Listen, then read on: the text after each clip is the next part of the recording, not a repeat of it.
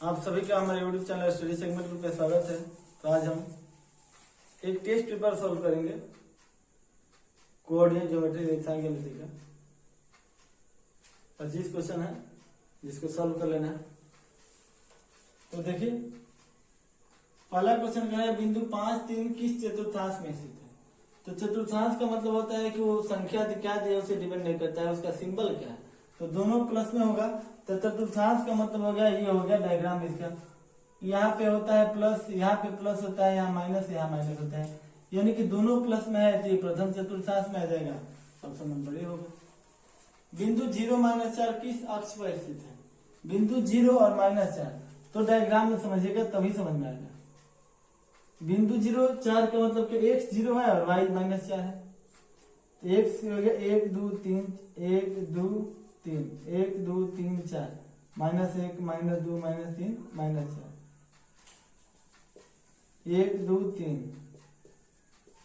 इसी तरह से -1 -2 -3 -4 x 0 और y -4, x 0 y -4 है, यानी कि y ये x हो गया, ये y हो गया, x डैश y डैश।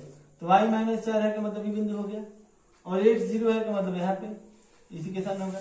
तो कहाँ पे होगा, y अक्ष पर स्थित होगा, यानी कि ऑप्शन नंबर बी हो जाएगा। तो x 0 रहे तो y अक्ष पर स्थित रहेगा, और y 0 रहे तो x अक्ष पर स्थित रहेगा। यहाँ समझिएगा कि y -4 है तो -4, x 0 है तो x यहाँ पे 1 है, यहाँ पे आएगा 0, y अक्ष पर स्थित है। x अक्ष पर स्थित एक बिंदु y अक्ष से दाईं ओर, x अक्ष पर स्थित है कोई बिंदु, यानी कि या तो यहाँ होगा या तो यहाँ होगा। y अक्ष के दाईं ओर यानी कि यहाँ होगा, इधर y अक्ष से 3 इकाई दूर, यहाँ से 3 इकाई दूर यहाँ पे होगा बिंदु। तब बिंदु का निर्देशांक होगा क्या होगा, यानी कि यहाँ पे बिंदु का मतलब क्या है, x 3 हो गया और y का हो गया कुछ नहीं तो 0 है, x 3 y 0, option number A हो जाएगा। अगला क्वेश्चन, x अक्ष और y अक्ष की कटान बिंदु को क्या कहते हैं। तो जहाँ x अक्ष और y अक्ष करता है उसको क्या कहते हैं, ऑरिजिन कहते हैं, मूल बिंदु कहा जाता है, इसको ऑरिजिन कहा जाता है। x अक्ष y अक्ष के कटान बिंदु को मूल बिंदु कहा जाता है। अगला क्वेश्चन कह रहा है कि y अक्ष पर एक बिंदु के निर्देशांक के रूप होते हैं। y अक्ष पर जो बिंदु निर्देशांक होगा, तो कोई बिंदु y अक्ष पर होगा, ध्यान रखिएगा, कोई बिंदु x पर रहेगा मतलब क्या है, x 3 है y 0 है। अब y अक्ष यहाँ है तो क्या है, y 4 है, x का कुछ नहीं 0 है, तो y अक्ष पर रहेगा तो x 0 हो जाएगा, यानी कि y अक्ष पर एक बिंदु का निर्देशांक क्या होगा, x 0 हो जाएगा, y हो जाएगा, यानी ऑप्शन नंबर बी हो जाएगा। y अक्ष पर रहेगा तो x 0, x अक्ष पर रहेगा तो y 0। अगला क्वेश्चन, मूल बिंदु का निर्देशांक होता है वो क्या होता है, 0 0 होता है, ऑप्शन नंबर ए होगा। अगला क्वेश्चन, y अक्ष से किसी बिंदु की दूरी को क्या कहते हैं। तो y अक्ष से दूरी कहेगा, समझेगा, यहाँ से कहेगा कि बिंदु, मान लीजिए बिंदु को दिया, अब y अक्ष से कितना दूर है, तो दूरी किसका मान है, x का मान है, यानी कि y का पूछेगा, y अक्ष से दूरी, तो x के बाद नाम बात वैल्यू बताएंगे, समझिएगा। यहाँ पे इसका बिंदु दिया है, इसके सामने है, तो 3 और 2 हो गया, x 3 y 2, कर y अक्ष से कितना दूर है, दूरी कितना है, 3 है, यानी कि y अक्ष से पूछेगा तो x का बताएंगे, और x अक्ष से कितना दूर है, तो x से दूरी कितना, यही ना है, 2 का y है, इसका मतलब x अक्ष से दूरी पूछेगा तो y बताएंगे, y अक्ष से पूछेगा तो x बताएंगे। करे y अक्ष पर एक बिंदु y अक्ष से कितनी दूरी है, यानी कि y अक्ष से किसी बिंदु की दूरी को क्या कहते हैं, तो x बताएंगे, y अक्ष से दूरी पूछेगा, x को क्या कहते हैं, भुज कहते हैं, ऑप्शन नंबर बी होगा। अगला क्वेश्चन, निर्देशांक -1 0 का भुज क्या है। तो भुज जो होता है वो x को भुज कहते हैं, इसी को भुज कहते हैं, इसको कोटि कहते हैं, जो x होता है इसको भुज कहते हैं, y जो होता है उसको कोटि कहते हैं। -1 क्या होता है, भुज क्या है, तो -1 भुज है, तो ऑप्शन नंबर ए होगा। अगला क्वेश्चन देखिए कि निर्देशांक 3 -1 का कोटि क्या है। तो कोटि जो होता है y अक्ष पर है, x को भुज कहते हैं, याद रखिएगा, x को भुज कहा जाता है और y को कोटि कहा जाता है, और किसी बिंदु का निर्देशांक 1 से y होता है। तो पूछ रहा है कि निर्देशांक 3 -1 का कोटि क्या है, तो y -1 है, ऑप्शन नंबर बी होगा। अगला क्वेश्चन कि बिंदु -3 -5 किस चतुर्थांश में है। तो चतुर्थांश का मतलब होता है, ध्यान रखिएगा, ये माइनस माइनस दोनों में यहाँ हुआ तो x प्लस होगा, y माइनस होगा, यहाँ पे x माइनस होगा, y प्लस होगा, और यहाँ पे दोनों प्लस होगा। तो कह रहा है कि x -3 -5 यानी कि x और y दोनों माइनस में क्या होगा, तृतीय चतुर्थांश में होगा, यानी ऑप्शन नंबर सी होगा। अगला क्वेश्चन, बिंदु -1 0 किस चतुर्थांश है, किस अक्ष पर स्थित होगा। तो हमने वही बताया कि x 0 रहेगा तो y x पे स्थित रहेगा। याद रखिएगा कि कोई बिंदु x का मान कोई बिंदु का निर्देशांक दिया है, x 0 है तो याद रखिए कि y x पे स्थित होगा, अब y 0 है तो x अक्ष पर स्थित होगा। याद कर लीजिए x 0 है तो y अक्ष पर स्थित होगा, अब y 0 है तो उल्टा कर दीजिए x अक्ष पर स्थित होगा। तो यहाँ पर -x 0 यानी कि y 0 है तो किस अक्ष पर स्थित होगा, x अक्ष पर उल्टा कर दीजिए, y 0 है तो जिसका मतलब समझिए जिसका वैल्यू दिया है उसी अक्ष पर स्थित होगा। तो x अक्ष का मान दिया है तो x अक्ष पर स्थित होगा। बताइए 12 नंबर क्वेश्चन की आकृति में बिंदु P का निर्देशांक, आकृति यहाँ दिया हुआ है।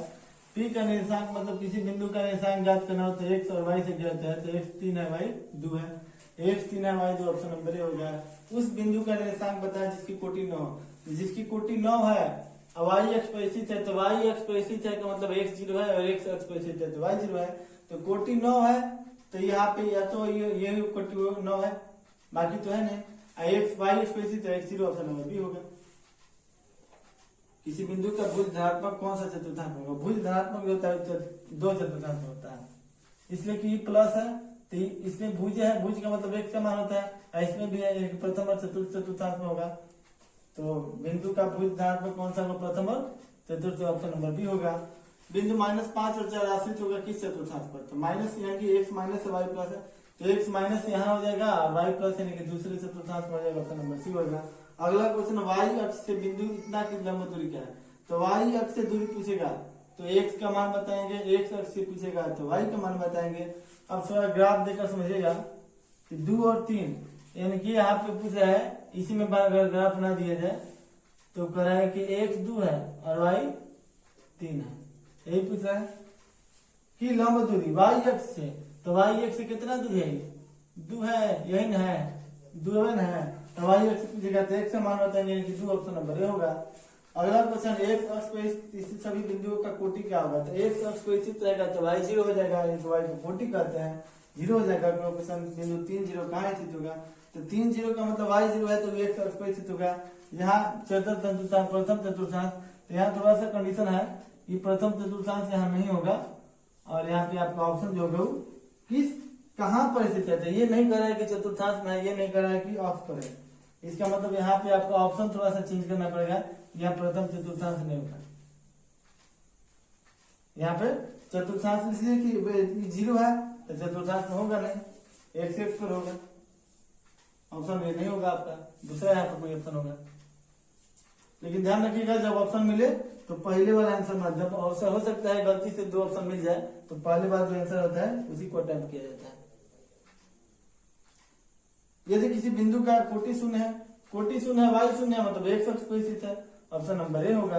अगला क्वेश्चन मूल बिंदु का नियामक क्या होता है, मूल बिंदु का नियामक चाहे निर्देशांक है, दोनों तो 0 होता है, दोनों का मानक होता है। बिंदु है 2 और -3, तो 2 और -3 का मतलब x plus y minus, x plus होगा यहाँ पे होगा y माइनस चतुर्थ चतुर्थांश में होगा, और दूसरा करे x माइनस y प्लस दूसरा चतुर्थांश में, यानी 21 चतुर्थांश में होगा 2 और ये 4 और 2 में हो जाएगा, ऑप्शन नंबर सी हो जाएगा। बढ़ते हैं अगले क्वेश्चन की तरफ।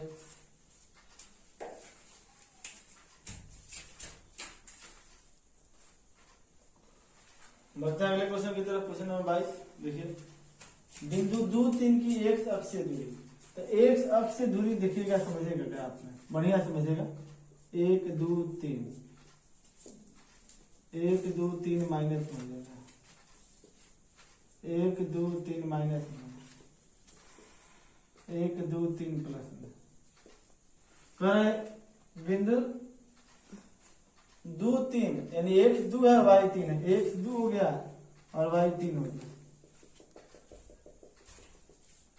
ये बिंदु हो गया 2 और 3 की। x अक्ष से दूरी क्या है, तो x अक्ष हो गया, ये x डैश हो गया, ये y हो गया, ये y डैश हो गया। x अक्ष से कितना दूर है, यही दूरी ना है x अक्ष से, तो ये क्या है 3 ना है, यानी कि x अक्ष से दूरी पूछेगा तो y का मान बताएंगे तो 3 हो गया, ऑप्शन नंबर सी।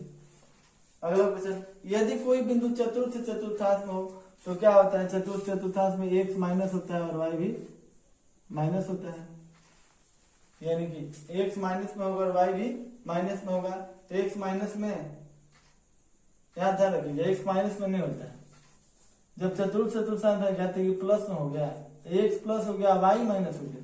तो एक्स प्लस में कहीं दिख रहा है, एक्स प्लस में नहीं है, वाई माइनस में है तो वाई यहाँ दिख रहा है, ऑप्शन नंबर डी होगा। अगला क्वेश्चन बिंदु 4, 5 का एक्स अक्ष से दूरी क्या होगा।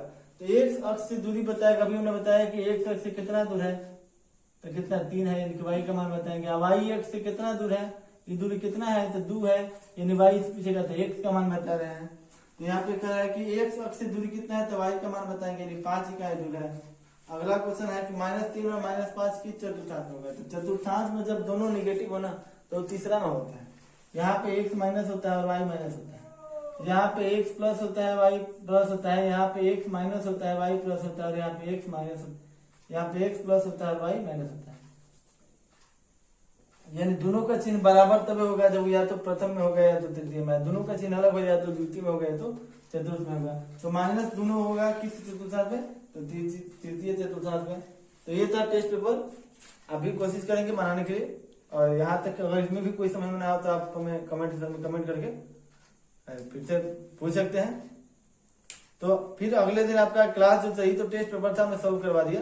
आपका क्लास का जो चैप्टर वाइज चल रहा है वो यूक्लिड विभाजन प्रमेय, वो यूक्लिड की जो ज्यामिति है वो 5वां पार्ट है वो चल रहा है। तो उसमें भी कुछ पढ़ेंगे, थ्योरम हमने पढ़ाया था, फिर आगे भी कुछ पढ़ेंगे। तो कुछ सुनिएगा, चलते चलते सुन लीजिएगा कि सनम की पास हमारे अब तो सिर्फ यादें ही रह गई, सनम की पास हमारे अब तो सिर्फ यादें ही रह गई, पहले आती थी उनके नाम की हिचकियां वो भी अब बंद हो गई। सनम की पास हमारे अब तो सिर्फ यादें ही रह गई, पहले आती थी उनके नाम की हिचकियां वो भी अब बंद हो गई। क्या कहें कि जख्म देकर वह पूछते नहीं, क्या कहें कि जख्म देकर वह पूछते नहीं, पहले पूछते थे हाल वो भी अब बंद हो गई। तो इसके साथ विदा लेते हैं, फिर मिलेंगे आपके साथ अगले वीडियो में और इसमें पढ़ेंगे यूक्लिड विभाजन का जो ज्यामिति का जो अभिगृहित अविधान वो कितने होते हैं, कौन कौन होते हैं, उसके बारे में मिलेंगे। फिर मिलेंगे, तब तक के लिए धन्यवाद।